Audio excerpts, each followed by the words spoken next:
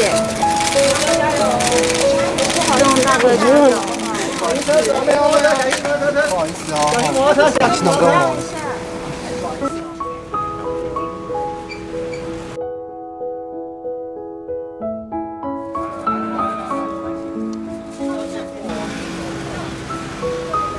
才华洋溢，而且她长得很漂亮，很漂亮的脸蛋，她的舞姿啊特别的曼妙，所以每次上我的节目，或者上任何我们演艺圈的节目，包括观众印象都非常深刻，很喜欢她，而且也很爱慕她，所以刘真她的突然辞世啊，是我们可以说华人这个艺能界里面非常重大的一个损失，非常重大的一个损失。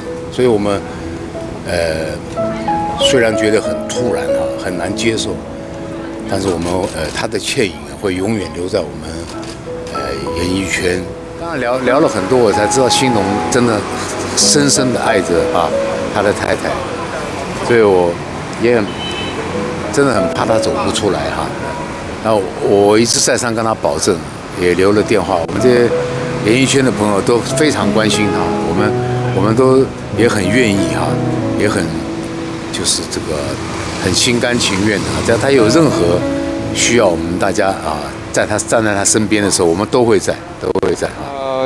刚刚就是安慰他，然后接下来的时间都会尽量有空的话就会陪他，这样。那其实我觉得这个要短时间要让兴农哥走出伤痛，我觉得是就是大家都陪在他身边啦，就尽快的帮助他这样子，对，给他一点力量。刚好今年过年特别节目，他也当评审，然后那时候聊到说，小孩子慢慢也比较长大，他还是希望能够跳舞。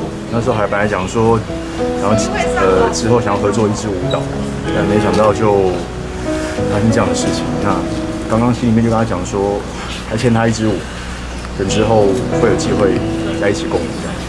因为我们其实私底下我都称呼他为兴农爸爸，所以其实就是很心疼兴农哥。然后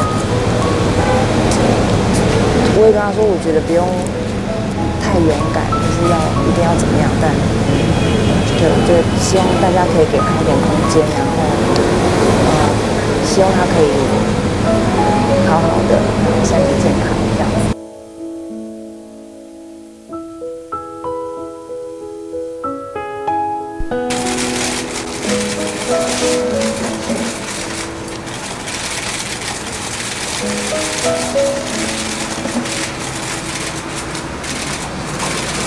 辛苦你们了啊！辛苦你们了，辛苦你们了啊！辛苦你们了。好，谢谢大家，谢谢。用大哥加油。不好意思哦，新农哥哦。不好意思，小心哦，小心。不要走。你不好意思，让一下会直接让他出去，好不好？谢谢你们哦，先让他上车，拜托，谢谢。